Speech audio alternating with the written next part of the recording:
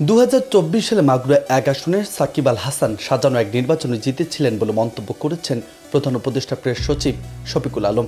শুক্রবার দুপুরে মাগুরার মেডিকেল কলেজ হাসপাতাল পরিদর্শন শেষে সাংবাদিকদের এক প্রশ্নের জবাবে এমন মন্তব্য করেন তিনি। শফিকুল আলম বলেন, 2024 সালে মাগুরা 1 আসনে জাতীয় সংসদ নির্বাচন কাভার করতে এসেছিলাম। এই নির্বাচনী এলাকায় কোনো প্রতিদ্বন্দ্বী ছিল না, একটি সাজানো গোছানো নির্বাচন ছিল। আগে থেকে বোঝা গেছে কে জিতবে। অনেক রাজনৈতিক প্রার্থী 1-2 মাস ধরে নির্বাচনী প্রচারণা করেন।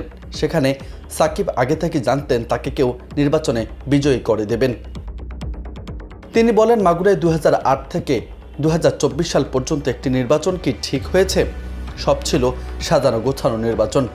প্রধান উপদেষ্টা প্রেস সচিব বলেন, আওয়ামী লীগ বাজে একটি দল। এরা ব্যাংক লুট করেছে, গুম খুন সহ নানা অপকর্মের সঙ্গে জড়িত ছিল। আর তা জেনেও সাকিব আল হাসানের মতো আইকন কিভাবে সেই দলে যোগদান করে। একটি দলের হাতে রক্ত, সেই দল হাজারো ছেলেকে গুম করেছে, খুন করেছে। তিনি আরও বলেন, 2024 সালে জুলাই আগস্টে সারা দেশের মতো মাগুরায়ও আন্দোলন হয়েছে। আন্দোলনে 3-4টা ছেলেকে নির্মমভাবে হত্যা করা হয়েছে। সাকিব তো মাগুরার সংসদ সদস্য ছিলেন। তিনি কি আন্দোলনে নিহত মানুষের কথা জানতেন না? সাকিব কি কখনো বলেছেন, আমি সরি, আমার নির্বাচনী এলাকার মধ্যে নিহত হয়েছে, আমি এর নিন্দা জানাই?